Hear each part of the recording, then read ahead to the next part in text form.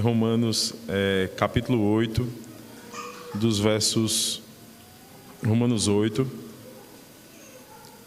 de 5 a 11, dando continuidade à exposição da carta aos Romanos. Romanos capítulo 8,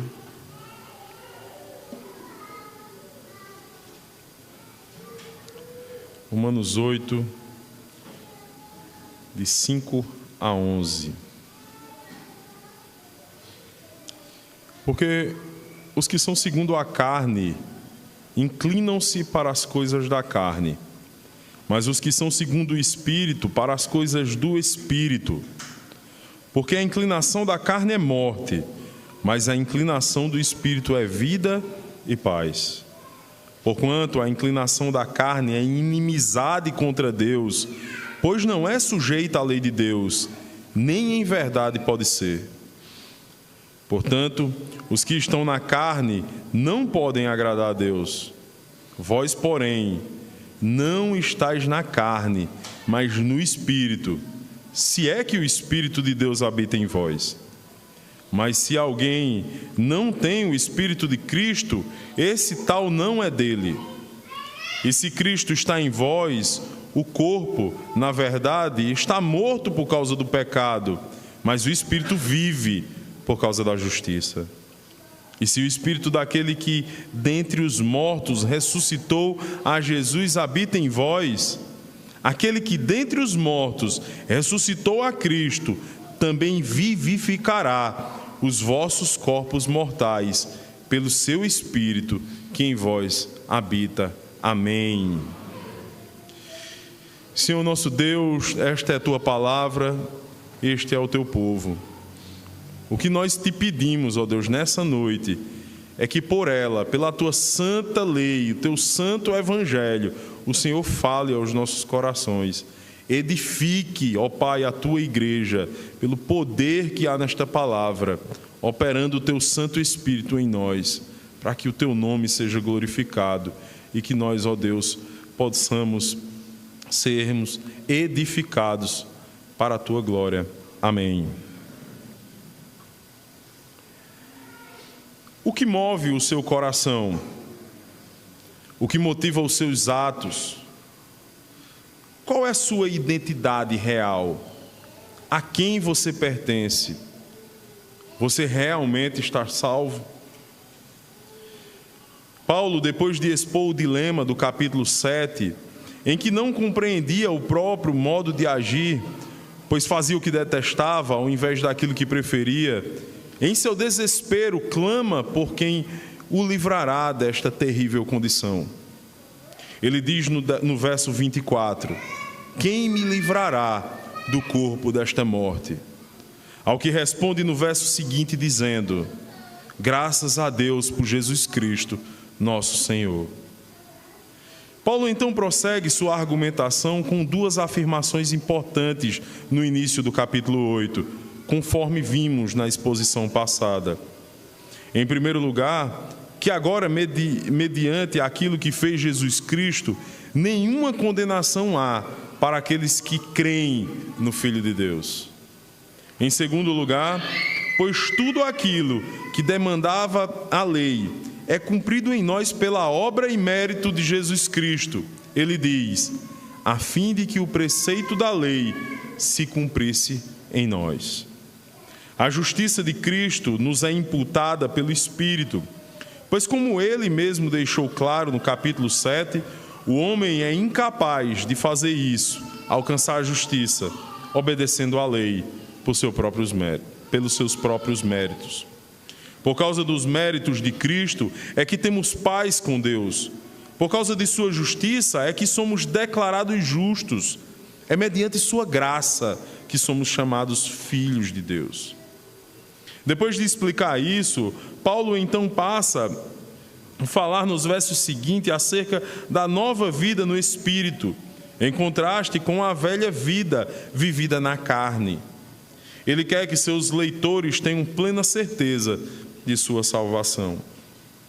E o que ele faz para que os seus leitores tenham essa convicção?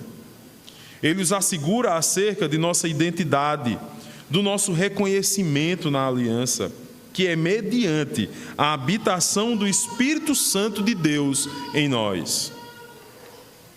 Faremos a exposição hoje de apenas 2 dos 6 sinais que comprovam a habitação do Espírito Santo em nossos corações. Olhemos mais uma vez para o texto, Romanos dos versos 5 a 8. Porque os que se inclinam para a carne cogitam das coisas da carne, mas os que se inclinam para o Espírito, das coisas do Espírito. Porque o pendor da carne dá para a morte, mas o do Espírito para a vida e paz. Por isso, o pendor da carne é inimizade contra Deus, pois não está sujeito à lei de Deus, nem mesmo pode estar. Portanto, os que estão na carne não podem agradar a Deus. Mais uma vez, podemos perceber pelo uso das conjunções por parte de Paulo, que estes versos estão ligados ao seu precedente.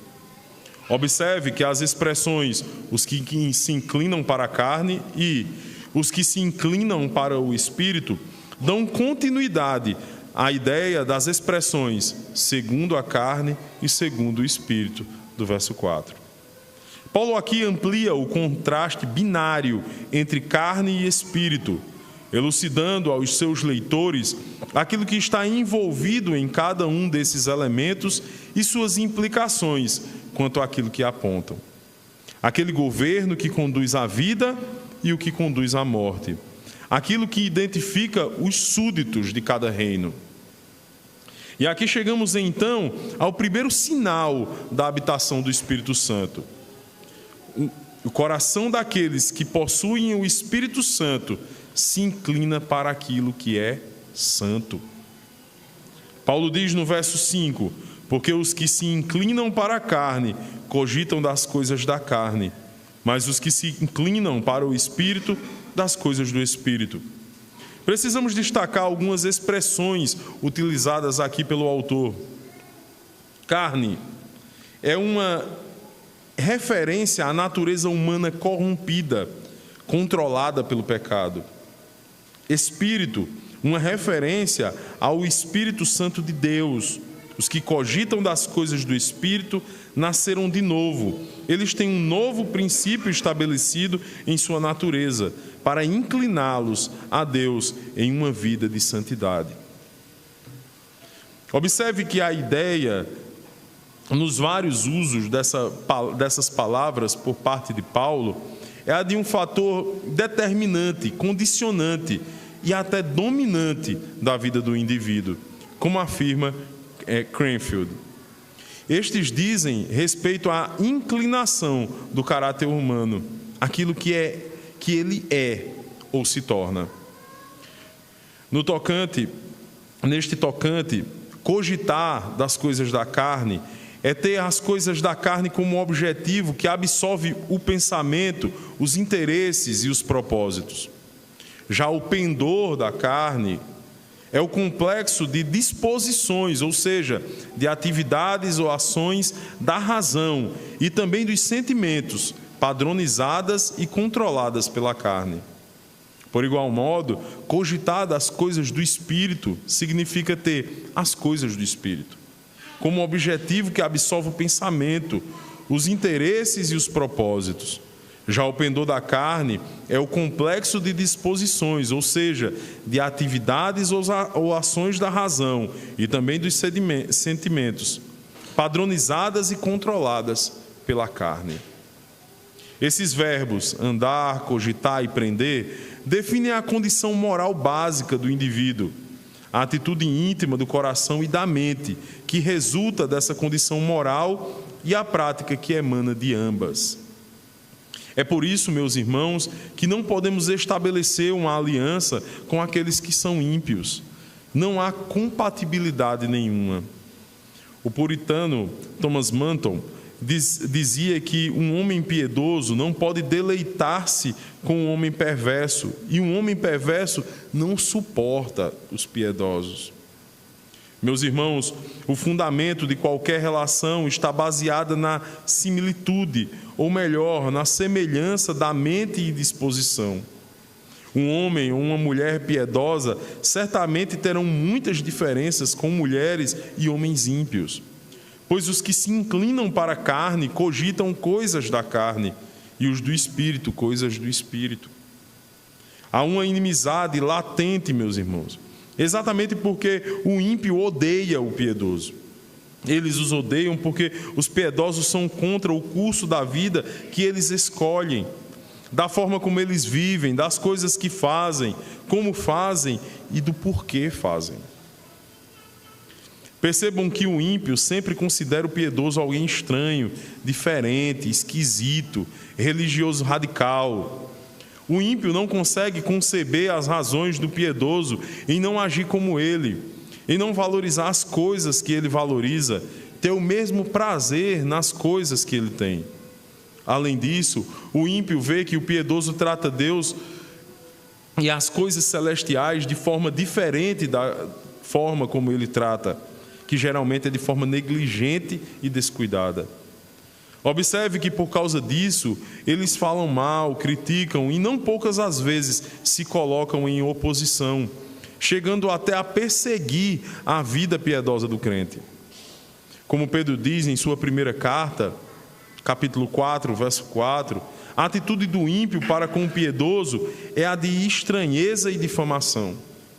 Por isso, abre aspas, por isso, difamando-vos, estranham que não concorrais com eles aos mesmos excessos de devassidão. Fecha aspas. Infelizmente, ainda há entre nós pessoas que acham que não há problema em relacionamentos mistos. Alguns buscam até conselhos com os ímpios. Os que se inclinam para a carne cogitam das coisas da carne, mas os que se inclinam para o Espírito, das coisas do Espírito. Que tipo de conselho você pode esperar de um ímpio? Que tipo de prazer você pode gozar na companhia deles? Paulo diz no verso 8 que os ímpios não podem agradar a Deus. Como o conselho deles fará algo que você então glorifique, que você agrade a Deus? Bem disse João em sua primeira carta: não sejamos como Caim, que pertencia ao maligno e matou seu irmão. E por que o matou? Porque suas obras eram más e as do seu irmão eram justas. Caim odiava Abel. Por que ele o odiava? Este é o mesmo princípio que Paulo procura explicar no verso 6 ao dizer: porque o pendor da carne dá para a morte, mas do espírito para a vida e paz. Veja, a expressão o pendor da carne dá para a morte, ou seja, a mentalidade da natureza humana pecadora, é o que Paulo está dizendo aqui, dá para a morte. Essa expressão não significa que Paulo está dizendo que o pendor da carne é a causa ou aquilo que conduz à morte, mas sim a consequência desta, pois o foco aqui é destacar o contraste entre a morte e a vida, vistas como aquilo que se separa e une o homem com Deus. Deus diz em Isaías 59:2 que as maldades dos homens o separam dele, mas as suas maldades separam vocês do seu Deus.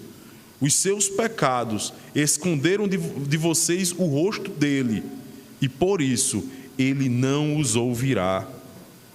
Observe que esta separação é concebida em termos de nossa alienação de Deus, mediante a qual estamos mortos em transgressões e pecados. Em Efésios 2:1, Paulo diz que, abre aspas, estávamos mortos em delitos e pecados, fecha aspas. O pendor da carne, portanto, é esse tipo de morte. Da mesma forma, mas ao contrário da morte, o pendor do Espírito para a vida e paz. Em contraste, significa conhecer a Deus e ter comunhão com Ele. Em João 17, Jesus diz que o conhecer a Deus e o seu Filho é a vida eterna. Já a paz diz respeito à justificação, à obra de Cristo, como já havia afirmado Paulo no capítulo 5, verso 1. Justificados, pois, mediante a fé, temos paz com Deus, por meio do nosso Senhor Jesus Cristo. A paz, como diz John Murray, é a antítese da alienação e da miséria causada pelo pecado. A essência do pecado é voltar-se contra Deus. Por isso, Paulo diz no verso 7, por isso, o pendor da carne é inimizade contra Deus, pois não está sujeito à lei de Deus, nem mesmo pode estar. Essa inimizade que Paulo fala aqui para com Deus é o princípio atuante, a propensão governante da mentalidade carnal. O pendor é a marca da disposição por trás de todas as atividades caracterizada por oposição e ódio contra Deus. Paulo diz que o pendor da carne é inimizade contra Deus, pois não está sujeito à lei de Deus. A palavra que Paulo utiliza aqui para sujeição significa submissão, obediência. O ímpio não se submete à vontade de Deus, pelo contrário, ele vive em rebeldia. Seu maior desejo é a autonomia. Ele se recusa em viver segundo a vontade de Deus. Seu prazer não está em agradar o seu Criador, mas em fugir da sua presença.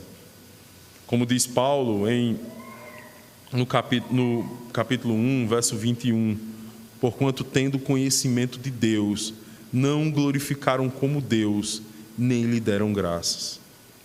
Por isso o ímpio odeia a lei de Deus, pois esta reflete o caráter e a vontade do Altíssimo. Ora, a atitude do homem para com a lei é o índice de nosso relacionamento com o nosso Deus. Veja, Paulo nos apresenta de forma clara, nítida e vibrante que a insubmissão à lei é a maneira concreta pela qual a inimizade contra Deus é manifestada pelos ímpios. Observe que a força que carrega a expressão inimizade contra Deus nos mostra a gravidade com que essa insubmissão é encarada. Paulo diz que o ímpio não está sujeito à lei de Deus e que nem pode estar. A expressão nem mesmo pode estar aponta para a impossibilidade que reside na mentalidade carnal. Significa dizer que há uma impossibilidade moral e psicológica para aqueles que estão na carne em ter prazer e obedecer à lei de Deus. Perceba que esse desprazer, essa rejeição, ou melhor, a aversão, é uma característica daqueles que estão na carne. Para os piedosos, a lei de Deus é uma bem-aventurança. É observando a palavra de Deus que podemos guardar puro o nosso caminho. Por isso, os que são do Espírito cantam como o salmista no Salmo 119, desvenda os meus olhos, para que eu contemple as maravilhas da tua lei.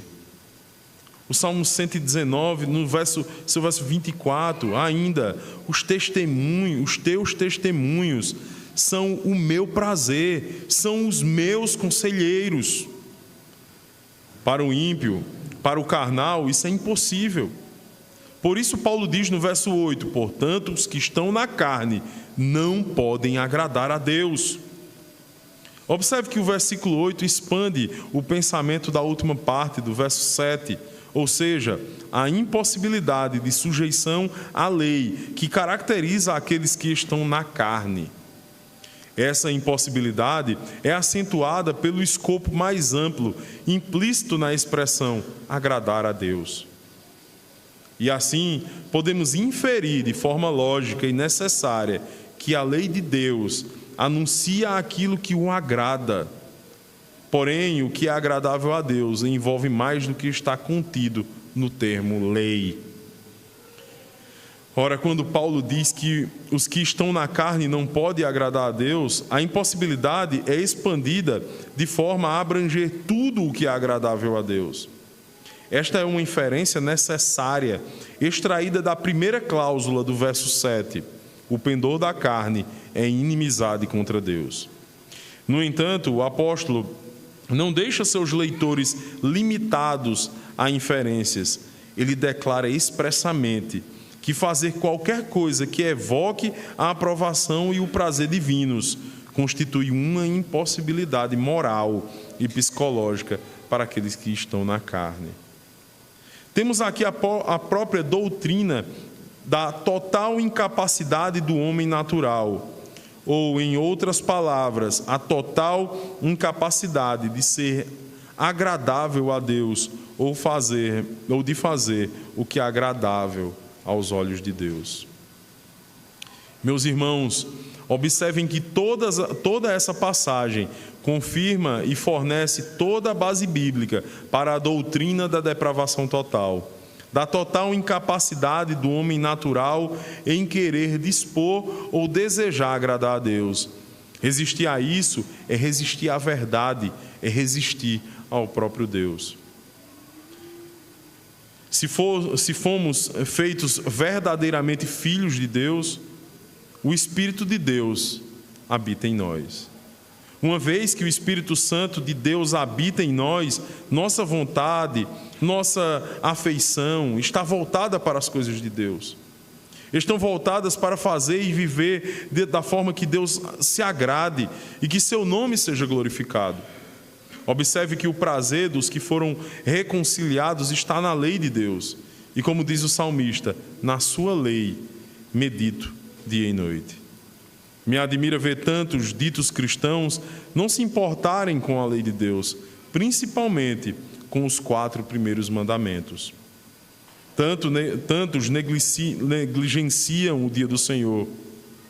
Meus irmãos, quão incontáveis, infelizmente, são aqueles que consideram um fardo ter um dia dedicado à adoração e ao conhecimento de Deus, que reclamam e fazem outras coisas que poderiam, e em muitos outros casos são feitas em outros dias, comprometendo míseras 16 horas de suas 168 horas semanais.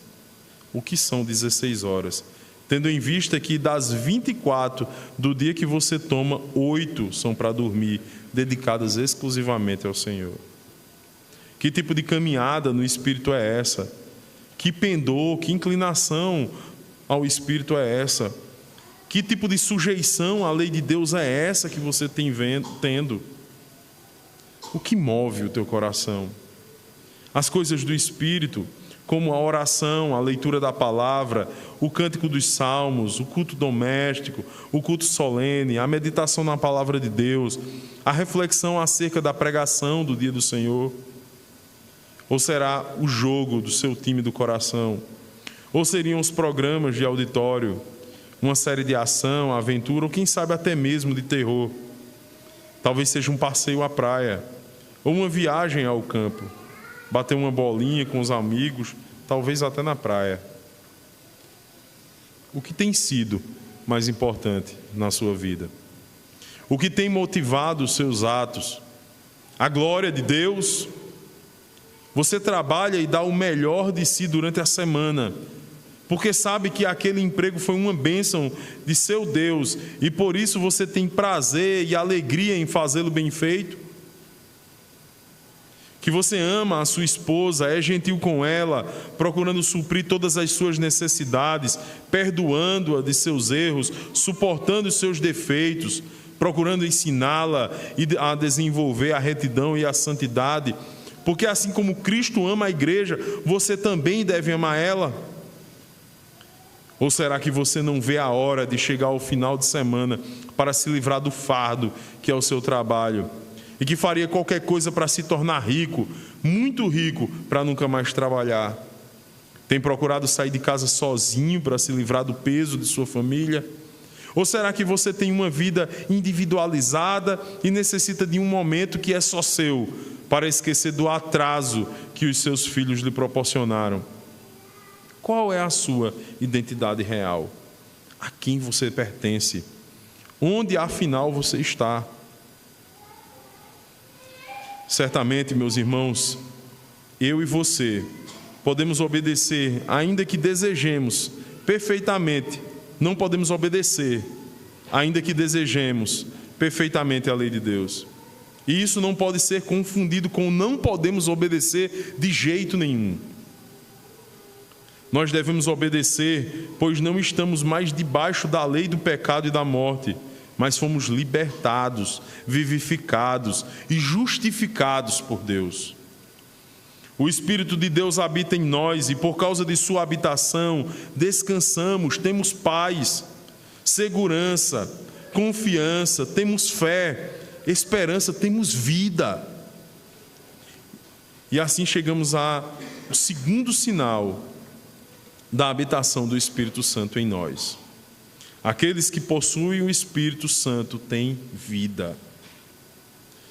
Vós, porém, não estáis na carne, mas no Espírito, se de fato o Espírito de Deus habita em vós. E se alguém não tem o Espírito de Cristo, esse tal não é dele. Se, porém, Cristo está em vós, o corpo, na verdade, está morto por causa do pecado, mas o Espírito é vida por causa da justiça. Se habita em vós o Espírito daquele que ressuscitou a Jesus dentre os mortos, esse mesmo que ressuscitou a Cristo Jesus dentre os mortos, vivificará também o vosso corpo mortal por meio do seu Espírito que em vós habita. Paulo prossegue contrastando carne e espírito. Seu propósito é o de transmitir aos crentes a certeza e o consolo que lhes pertence por estarem no Espírito e, portanto, sobre a direção e o controle do Espírito Santo. No entanto, Paulo deixa claro que há uma condição crucial para essa certeza e esse consolo: se de fato o Espírito de Deus habita em vós.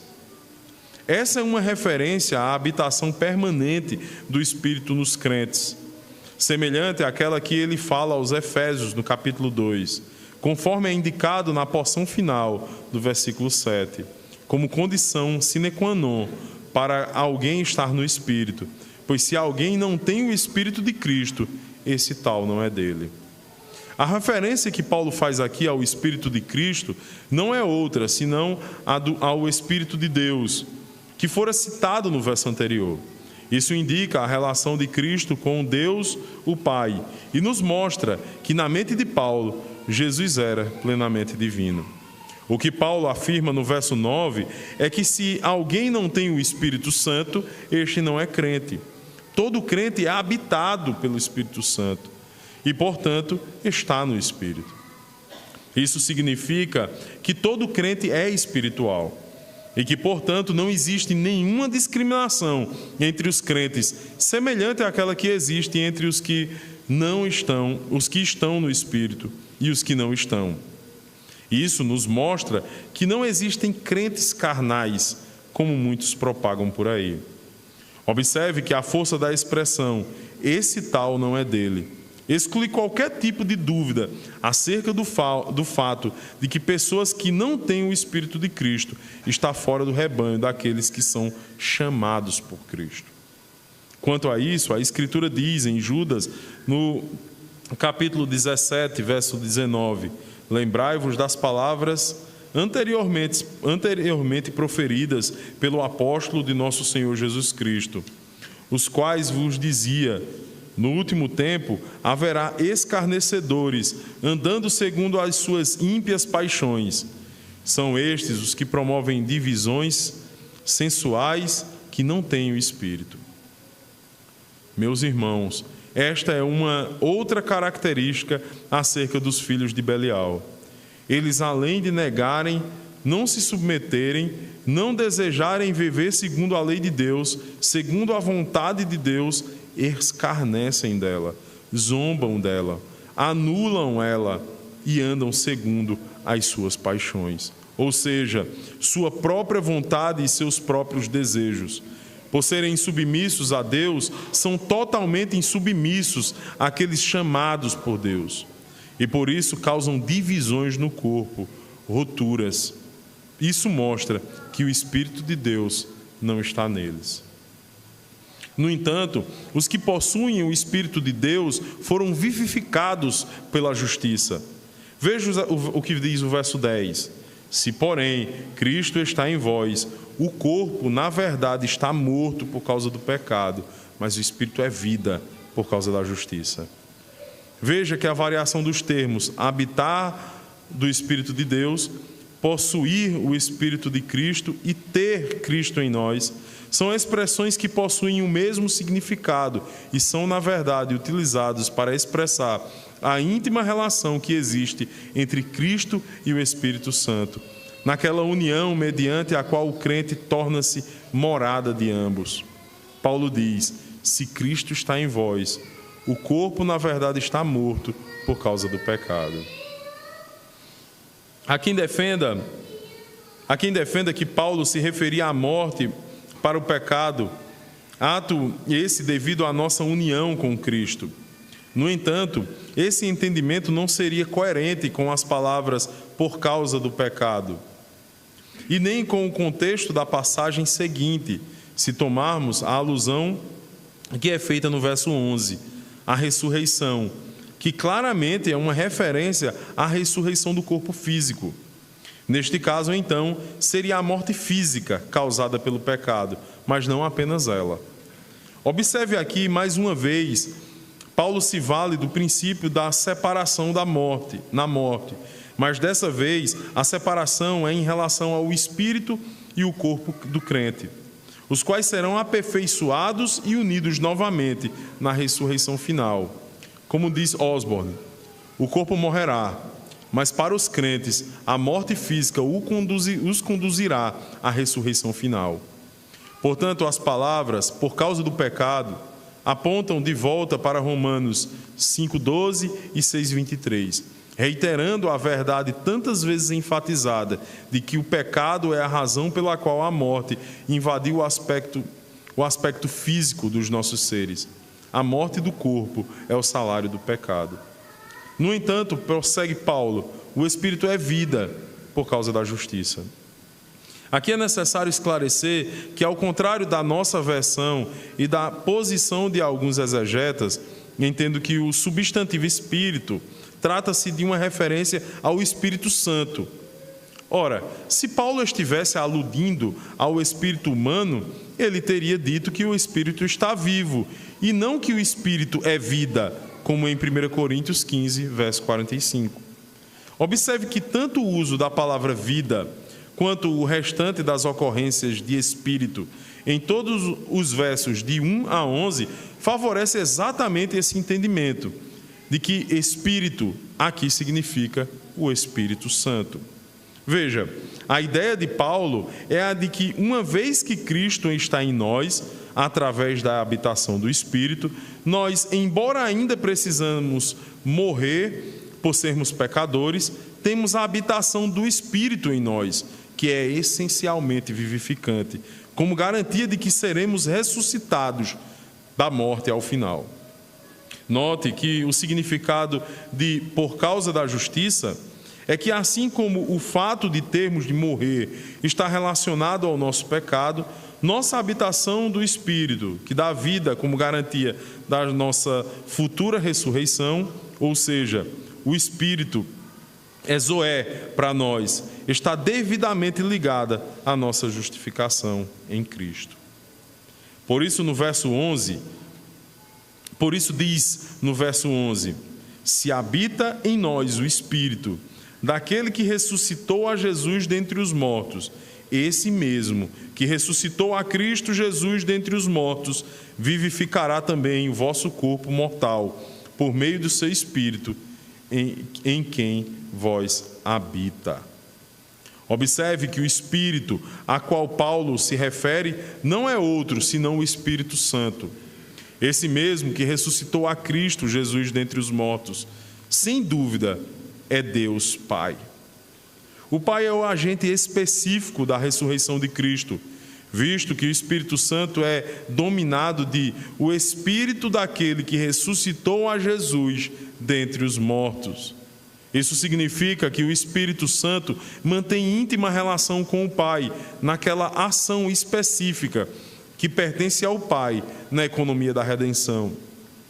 Assim como o Espírito Santo é o Espírito de Cristo por causa da intimidade de relação que ele mantém para com Cristo, assim também ele é o Espírito do Pai, devido à intimidade de relação que sustenta para com o Pai na ressurreição do Filho Jesus. Desta forma, a habitação do Espírito em nós é vista na mesma qualidade e poder do Espírito que ressuscitou a Jesus. Ou seja, esse mesmo que ressuscitou a Cristo Jesus dentre os mortos, vivificará também o vosso corpo mortal por meio de seu Espírito que em vós habita. Meus irmãos, eis aqui a razão da nossa esperança. Aquele que ressuscitou a Jesus Cristo dentre os mortos também vivificará nossos corpos mortais. Em Cristo temos a certeza que triunfaremos completamente sobre a morte, assim como Ele triunfou. Nossos corpos certamente devem morrer. No entanto, não permanecerão sob o poder da morte, pois o mesmo Espírito que vivificou, que ressuscitou o corpo de Cristo da sepultura, também deve vivificar, ressuscitar nossos corpos mortais. Nesses tempos em que muitas pessoas queridas por nós têm partido por causa da morte, devemos achar consolo e conforto nesta verdade.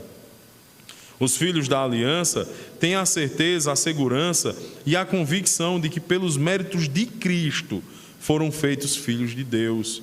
Por isso, não temem a morte. Meus irmãos, todos nós devemos nos preparar para a morte, seja de um ente querido, pai, mãe, filhos ou amigos, ou nossa própria morte.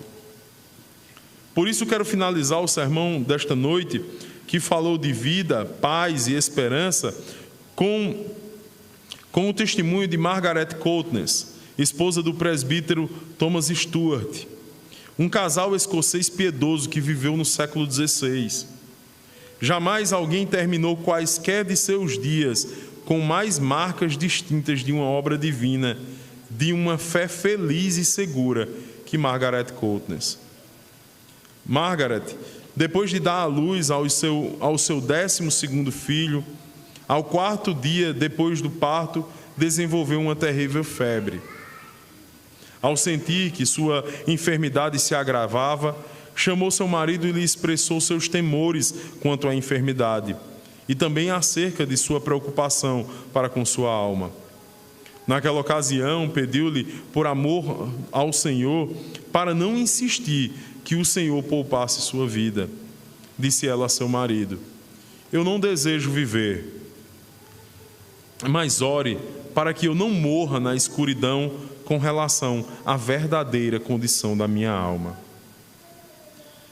Ela orou e, após a sua oração, voltou a dirigir-se ao seu marido, chorando, e lhe disse: não ore por minha vida, pois você se desapontará. O diabo está bem ocupado tentando-me fortemente. Ele está dizendo: tudo o que você teve foram apenas meros momentos. Você foi apenas uma hipócrita, agiu de maneira formal e descuidada em tudo que fez. Isso é tão verdadeiro, disse ela. Mas o Senhor conhece minha sinceridade, ainda que com fraquezas, a qual espero que Ele tenha aceitado. Sua condição de saúde se agravava a cada dia que se passava, mas ela mantinha-se em exercício espiritual constante. Orava com contristamento e confissão. Certo dia, suas dores aumentaram e a gravidade da doença se intensificou. Ela orava e clamava a Deus por segurança. Seu marido, que constantemente estava ao seu lado, achando que delirava, perguntou-lhe: minha querida, Cristo não foi sempre a sua escolha e o mais preferível sobre todas as coisas?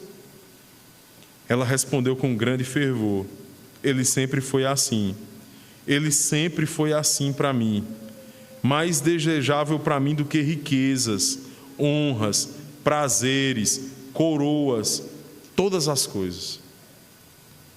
Quem tenho eu no céu, senão a ti, ou na terra a quem eu desejo além de ti? Que eu estivesse contigo, onde não pecaria, nem duvidaria nunca mais, onde o exausto descansa. No dia seguinte, Pôde-se ouvir ela orando por muito tempo com um fervor de espírito. Aproximando-se do fim, ela soprou estas palavras: Senhor, Tu apareceste tão maravilhosamente ao meu filho Johnny, que tinha apenas 10 anos de idade. Todos os que o viram, ouviram e testemunharam sua morte ficaram maravilhados. Senhor, Senhor, aparece-te a mim. É verdade que ele era apenas uma criança. Ele não conheceu o pecado ou pecou como eu o tenho feito. Ou que sou uma pecadora, eu que sou uma pecadora de 37 anos de idade. Mas, Senhor, naqueles em que Tu puseste o Teu amor, o pecado não será um obstáculo no seu caminho. Senhor, aparece-te a mim. Em seu leito de morte, poucos instantes antes de partir para os braços do Senhor, Margaret chama mais uma vez por seu marido e lhe diz: meu querido, você ficará desapontado. Deixe-me, pois eu tenho deixado a ti e todos os meus filhos e todo o mundo. Eu desejo estar com ele. O médico, ouvindo o que a senhora Coldness dizia ao seu marido, perguntou-lhe: você não estaria disposta a ficar com seu marido e filhos se fosse da vontade do Senhor? Ela respondeu: eu poderia me submeter à sua vontade, mas estar com ele é melhor que tudo. Então, levantando ambas as mãos, ela disse: agora, ó meu Senhor, eu venho a ti. Tu sabes que em minha saúde eu te busquei, embora com grande fraqueza, mas com um coração sincero. Tu sabes o quão frequentemente eu tenho me entregado a ti com minha alma e coração. Agora não tenho nada para o que olhar, a não ser para o teu livre amor e a tua livre graça. Ó livre amor, eu olho para ele por misericórdia. Eu olho para a tua justiça imputada. Eu olho para aquela satisfação oferecida por pecadores. Teu sangue clama por coisas melhores do que o sangue de Abel. Ó bendita justiça imputada, ó bendita satisfação. Todo o que vem a mim, de maneira nenhuma lançarei fora. Ó livre amor, pode ser que alguém ouse morrer por um homem justo, mas nosso Senhor morreu por seus inimigos. Ó maravilhoso amor, Senhor, Tu sabes todas as coisas, Tu sabes que amo a Ti, não posso te soltar agora. O médico e todos os presentes ali acharam que, por seu muito falar, ela havia melhorado e ficaram muito esperançosos. Ela então lhes diz: senhores, eu vos digo que esta noite, quando o sol de vocês se puser, o meu sol nascerá e nunca mais irá se pôr. O sol de vocês irá nascer, irá se pôr sobre vocês, mas o meu sol vai nascer e nunca irá se pôr. Ó brilhante estrela da manhã. Irmãos, que a confiança e a segurança do Senhor que Margaret Coldness demonstrou diante da morte testifique em nós também que verdadeiramente somos filhos e que por isso seu Espírito habita em nós. Oremos. Bendito Senhor, Tu nos compraste e nos compraste por alto preço. Foi o sangue do Teu próprio Filho que Tu usaste para nos resgatar. De tal forma que não pertencemos mais a nós mesmos, ao pecado, a esse mundo, muito menos a Satanás. Somos Teus. O Teu Espírito habita em nós. Espírito de vida, Espírito de paz. O que nós Te pedimos essa noite é que o Senhor nos santifique e nos encha de esperança. É que um dia nós possamos dizer como essa mulher, no leito de morte: que nós depositamos todas as nossas esperanças em Ti, somente em Ti, porque assim poderemos descansar. Descansar das nossas dores, dos nossos sofrimentos e aguardar, ó Deus, essa alva maravilhosa que brilhará sempre sobre nós. Amém.